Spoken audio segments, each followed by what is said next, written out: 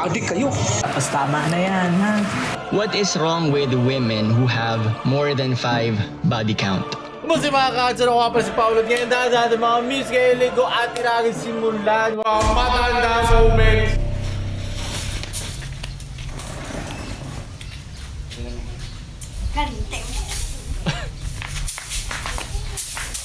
Dito fencing. Walis ting-tinging.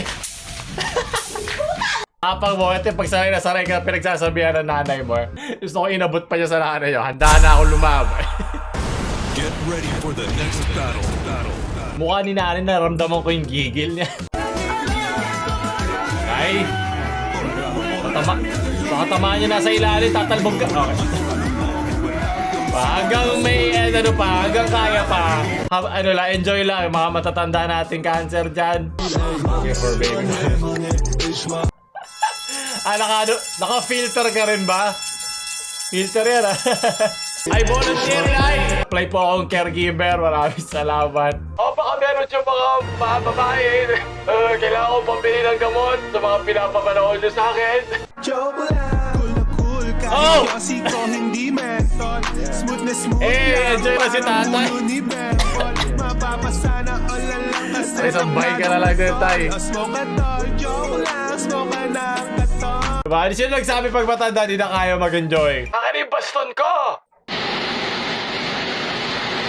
Okay. Ano yun? Literal na matanda moment. Pero pala yung intro natin. Hindi ko kasi alam kung ano yung mga topic, okay? Bisa sumusugod na lang tayo eh. Tapos kabigyan ng black eye ng bago na. Thank you all. Your love has broken the curse and freed my soul. I'll never Parenting have to kill again. 101. Basta kung ganoon man kayo, wag nyo lang gawin sa susunod na henerasyon, di ba? Yun ay produkto ng kanilang panahon. Hindi ko sinasabing tama sila, pero naiintindihan ko bakit gano'n kailang parenting skills. Wala pang laganap yung mga parenting ng mga codes o parenting styles, guidelines, di ba? Kung sino lang makabuntis, sino lang mayroong anak dyan, sino mayroong asawa, gagawa ng bata. Ngayon, maging huling ehemplo na tayo sa mga ganong klaseng gawain ng ating mga nakatatanda. Magkano tabo?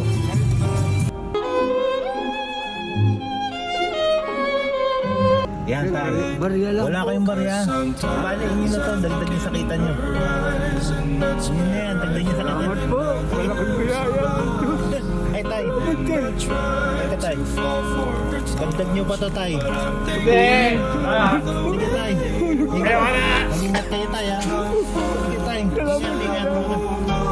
At least, di ba, nagagamit natin yung pera para sa ganyan. Kasi basta sa magandang gawain mo nakukuha yung perang yan. And that doesn't justify the means. Kaya kung meron dyan 8 years old na nanonood ngayon, bigyan ko kayo nila 1,000. Na Gcash na lolo. Gusto ko sa Nokia 3310, ha? Pag may naka-download na Nokia 3310 ng Gcash app, may 1,000 ka sa akin. Sunod! May kilala po kayong Pilipina Flores? Ano? Pilipina Flores Pangalan, po. Filipina pa. May dumating po kasing pera para sa inyo. Meron po ba kayong ID? Yan ang gusto namin, Mayroon, mga matatanda. Katunayan lang po na kayo po si Pilipina Flores O talaga? para ma-receive po yung pera. Talaga!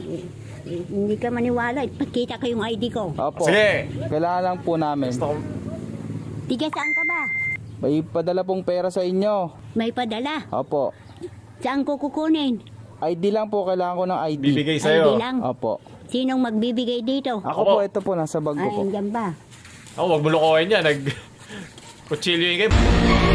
Pauna ka pa sa kanya. Napanangnan. Mapagtripan yan, ha? Pasok na po ako. Oh, tindihan ko yung ilaw para makita mo. Banjay! Para makita mo. Saan ba to? Meron po ba kayong tubig? Ha? Tubig. Tubig? Opo, nauuhaw po ako. Meron ka? Opo. O, yan ang baso ko. Malamig po ba yan? Parang galit Hindi ka. pa, wala pang yelo. Wala po kang yelo? Yung kwan lang yan, yung anong tubig niya. Soft drinks po, wala? Oo. Ano yun? Ay, ano yun? Anong ginagawa niya? May lumpia ba yun? Gawa ka ba ng ubod, Nay? Tunay po ba yung ID nyo? Ha? Tunay? Tunay ah. Ano, yan yung doktor. Baka po peke yan. Hindi po namin ibibigay. Yung ano yung kwan na yan. Ano Kompleto kwan? ako ng ID. Meron pa yung national ID ko. O Ay. yan ang tunay kong pangalan. Tama! Si Pilipina na nasa Pinas. Maiwan ko kung ano ito. Oh, tingnan mo kung mga Ito ano na yan. ni nanay. Oh. Mayroon pa akong nasyonal. Wala po yung medyo bata po kayo? Yan na nga yung itsura ko nung mag-senior ako eh. Oh. Yung medyo bata po yung dalaga po. Yung itim pa yung buhok nyo. Wala, panay grupo. Okay na ako, animal ka. Ay, are. Kilala niya. Ay, puso ko, di ko na kaya. Tatandaan ako sa kahulsaman nito. Yun na. Pambilan, yelo nga po. Pagbilan, hindi pambilan. 5 piso lang po. Mapigat. Ba't ang lamig natin? Malamang, yelo yan eh. Pambilan, yelo. Kaya puputi buhok na mga matatanda eh. Upal kasi mga bata eh. Magaling! Bata talaga! Pukit! Ito mong lasing.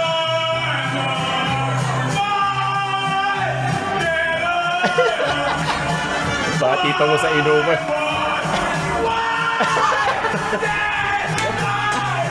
Uy, mga merong pinag-uuguan ang nilaya na si Tito mo ah. Loko, puso mo. May nagagawan yan. Oo. Paggabi. Tapos nagpapatugtog din ako ma. Nang ano? Ama namin remix. Good. Good? Bakit? Siyempre, para maging makadlos. Ah. Hindi niya ata alam yung remix. So yung sakto yun. Dumaan pa siya dun sa krus. Makinig tayo sa mga nakatatanda. Oh, gwardiya lang kami. Pero marangal ang aming trabaho.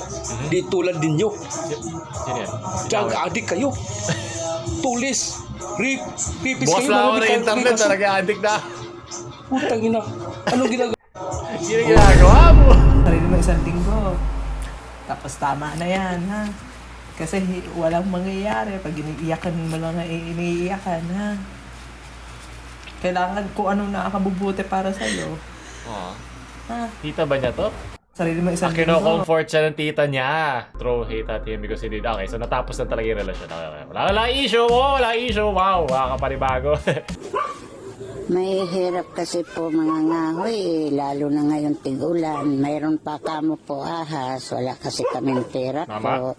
Salamat sa inyo po. Ano ba? Saan galing yun? Iba atang platform ang dapat i-upload mo dito sa TikTok. Sa TikTok to eh. Nangati siya, kailangan ko mag-zumba!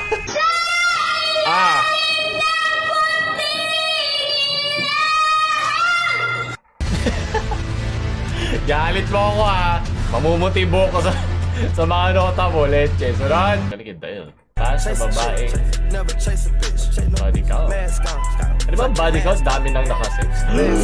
Kalal moment. So, tinignan ko yung konteksto nito. Ano daw? Inka na pinagtatalunan nila yung post na yon regarding doon sa mas marami sa 5 ang body count na dahil sa babae. Hindi daw niya yun standard. Ang body count sa mga nakakalam dyan sa dami ng iyong na ikama o at least na you have slept with, di ba? Kasi it's hindi yun sa dami na napatay ha. So, sinabi na dito na yun ang kanyang standard. Tapos bilang iniba na niya preference. Pag may magkaiba kasi ang preference sa standard. Pag sabi mo preference, okay lang kahit kung mahilig ka sa bunge, go preference mo yan. Para ka nag-set ng goal, parang isa kang flag bearer na ito ang standard dapat na lahat ng mga babae or lalaki, di ba? Parang ganun yung dating mo eh. Alright, first point, sabi ni ma'am, what is wrong with women who have more than 5 body count? Sa akin, walang mali dun, ma'am. Di ba nga your body, your choice? Is it wrong for men to have their own standards? Again, walang mali dun. Kung babae pwede mag-set ng standards, dapat kami ring lalaki pwede. Ano mo na standard yung tinutukoy mo? Iba kasing standard ng hindi nila kasalanan eh. Pero yung healthy act of copulation, di ba, among sa mga couple, sa mga adults, sa mga matatanda, hindi yun nakokontrol. Yun ay isang parte ng isang relasyon. Babae pwede mag-set ng standards, dapat kami ring lalaki pwede. Mali yun eh, hindi naman yung ibig sabihin nun. Dinaan may argumento mo, tinalunan mo lang eh. Ang daming keyboard warriors na pumuputakte sa comment section, mostly attacking me personally. which is expected dahil nakarinig sila ng opinyon na ayaw nila. Sa mga tao naman na merong mga respectful comment, Okay, wait lang. Umaalis ka lang sa topic. Wala nagtatanong nito. May mga nagpuputakte kasi nagsabi ng opinion na ayaw nila. Malamang, kasi meron ka rin namang opinion. Dito revelasyon. Normal lang talaga yan. Kung gusto mo ng healthy na conversation, malamang meron kang opposition. At healthy yun. Kung magbibigay ka ng opinion, dapat handa ka sa opposition. At dapat open-minded ka kung meron ngang sense yung sinasabi nila. Kasi pwede, wow, nakakagulat to ha. Wait lang ha. Drum roll. Pwedeng mali opinion mo. Kung hindi man mali opinion mo, baka hindi informed enough ang opinion natin. regardless if you agree with me or Yes. not, thank you. Dahil ang gusto ko lang naman ay magkaroon tayo ng healthy na discussion. Sa mga previous videos ko, wala akong inatake. Hindi ako Very na good. personal. Okay, so mukhang nakapag-google si Madam about the definition of standards and preferences. So, if I prefer women with lower body count, Yes. what is the problem with that? Preference ko yun eh. So kayo, may preference din kayo. Kanya-kanya. In-explain niya doon ang difference ng preference at standard. Hindi yan na-interchange. Parang red and blue yan. Hindi mo pwede pagpalitin yan. Iba ibig sabihin ng preference, iba ibig sabihin ng standard. Nakinig ka ba sa sinabi niya? And marami rin nagtatanong, bakit ba lower body count ang gusto mo? Because if I'm looking for a long-term relationship or a lifetime partner or Sige. a wife, syempre I would prefer someone with a low body count. Bakit? Go lang. Because it shows that they can commit. Alam mo, dapat nanahimik ka na dun eh. Sabihin mo lang, prefer ko mas onting body count. Prefer ko virgin. Diba? No boyfriends is okay lang yun. Pero huwag mo na bigyan ng explanation. Huwag na. Sa'yo na lang yan. May mga bagay na din dapat pinag-uusapan sa social media. Hindi dahil mali ka ang iyong ibibigay na opinion, pero isa tong apoy na wala naman nagliliyab. Hindi mo na kami sense yun. Hindi mo kailangan i-share lahat sa internet. That hindi sila nakipag-hook up kung kani-kanino. That they have self-respect and hindi madaling makuha. Yun, hindi porket hindi madaling makuha. Paano kung matagal lang nga niya jowa? Paano kung nililigawan siya 2 years, 3 years, healthy na panliligaw, nagustuhan niya, nag-sex niya, tapos after a few years, hindi sila nagkatuluyan. Ano masama doon? In a span of 9-10 years. Nagkaroon siya ng 3-5 boyfriend during that time. Ang pangit kasi, habang ine-explain mo to, lumalalim lang yung hukay mo eh. Kung gusto mo lang ng hook up, then go with a higher body count. Sabi nga ng iba, mas maraming experience, mas magaling. So hindi ko kayo pagbabawalan. Nagiging sexual kasi to eh. Like meron ka bang moral compass dito o sexual compass? Ang habol mo ba dito kasi marami sila nakasex so siguro easy sila, 'di ba? Or ikaw lang 'yon na ayaw mo meron sila experience. Or wala kang pakialam kung may experience sila o wala. Importante gusto mo siya. Ito yung mga pinag-uusapan ng mga bata eh. Kung matanda ka na, hindi na to big deal. Kung gusto mo, kung ayaw mo. Ganun ba pala ipag-date? Okay, kamusta? Ilan na ka na mo? ang habol mo yung personality niya. Ito literal, matanda moment. Go ahead. At isa pa, why I prefer women with low body count. Ito yung mga time na sana meron nagsasabi ng di ko kadalasan, sila rin yung mas less. Ano naman yung kadalasan? Gano'ng kadalasang minsan? Hindi mo pwede sabihin to na wala akong backing ako kasi nakwento ng 10 kong kaibigan. Physical, mental, and emotional issues and baggages. Yes, you heard it right. May mga studies dito and pwede nyong i-google since si Madam nakapag-google naman ng mga salita. Google mo to, ma'am. So, kahit naman may mga studies yan. Pero nakakita lang ako na isa, naghahanap ako ng sasakto sa opinion ko. Ito nga! Effects of human sexual promiscuity. Hindi kasi ganun lang yun eh. Hindi yung parang stamp of approval eh. Ano lang siya, para lang siya isang phenomena na nag-occur at ito ang kanilang findings. Ngayon, hanggang dumadami pa yung findings dyan, saka lalakas yun. Pero hindi yun ang parang sticker mo na tama yung sinabi ko. Okay? Hindi yun ganun. Kaya usually, magpapakita ka ng iba't ibang sources at i-cross-reference mo. Hindi enough makahanap lang ng isang source. Kailangan may cross-reference yun sa iba pang mga studies. Alam ko, komplikado siya, pero ganun kasi maging tama. Para maging tama ka, kailangan may proof. Mas mahirap maging tama. Kaya nga maraming tanga na kanila tama sila kasi minadali lang nila. Human sexual promiscuity. Dahil yun ang preference ko, Ang standard ko ay gusto ko na Pinagpapalit-palit mo, hindi yan nangat nang. matinong babae, yung wife material, yung may respect sa sarili, and most especially yung mahal ako. Yun lang.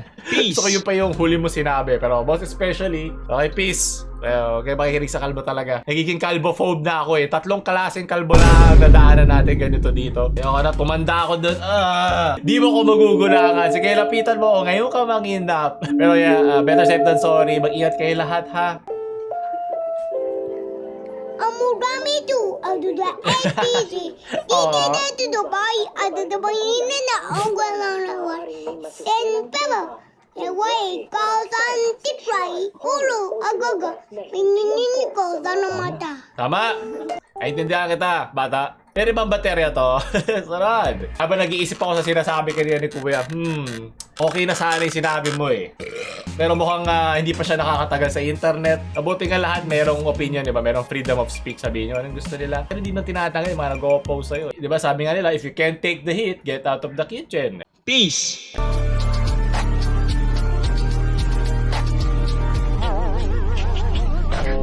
What?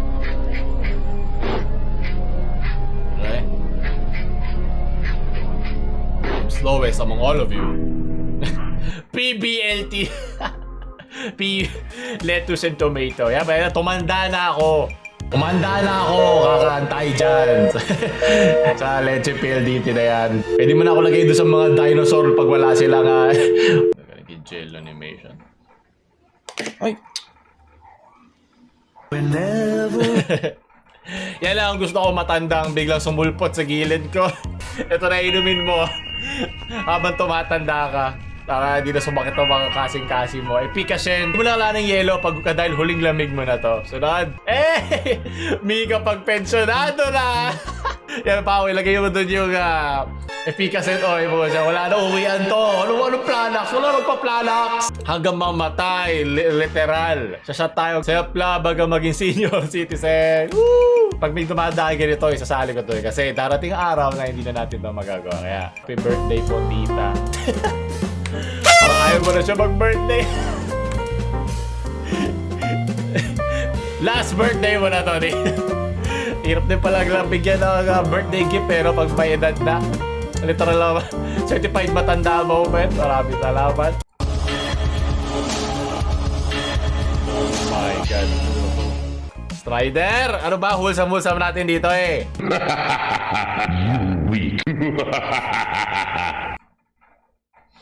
Taho. Uy, taho. Nakapapigil ba yan ito? Lola. Kinina ako, animal ka. Matanda moment. Feeling ko ang tanda-tanda ko na. Beat nuts, Mr. Meth. You know how we do. Oh! Hey! Shakabo. Yes! What's up, Dave? What's up? Kala mo nasa ano lang disco Anong panahon nila? Bata talaga, hayop! Doon natatapos yung gusto pa na mga ganitong moments. Like, nakikita ko doon sa comment section niya, yung lagi ini-spam ng mga tao na a key that opens a lot of locks is a good lock. But a lock that is opened by many keys is a bad luck. Parang ganon. Ang pangit ng analogy na yun. Kasi unang-una, kung gagamitin na lang natin yung mismo mga terminong ginamit para mabuo yung analogiyang yun, ang key ay mayroong isang designed na lock na pwede niyang buksan. Yung tinutukoy mo siguro ay master key. Pero, simula pa lang, designated din to open a certified number of locks. O meron na siyang bilang na dami ng mga lock na pwede niyang buksan. Ang tinutukoy mo siguro ito ay lockpick. Ang lockpick pwede magbukas ng kahit anong lock. Hindi siya designated. Wala siyang mga grooves, di ba, mga susi para mabuksan yung lock na yon. Pero ang lockpick ay isang kagamitan ng kriminal. So, hindi magandang terminolohiya yung ginagamit nyo. Ibig sabihin, hindi lang pala tayo susi at mga lock. Wow, hindi lang pala tayo mga gamit, hindi lang tayo mga mouse, hindi lang tayo mga keyboard. Mga tao pala tayo. So, hindi siguro magandang gamitin analohiya yon, mapa sa lalaki man o sa babae. Pero dito, we will take an L sa mga eka dito. Take an L sa mali yung ganong klaseng pag-set ng standard. Share sa mga matatandaan yung friend, di ba? Mga 40-50 plus. Baka ma-nostalgia sila dito at huwag yun na subscribe. Paulol, bata pa. Di ba ba alam? Shoo!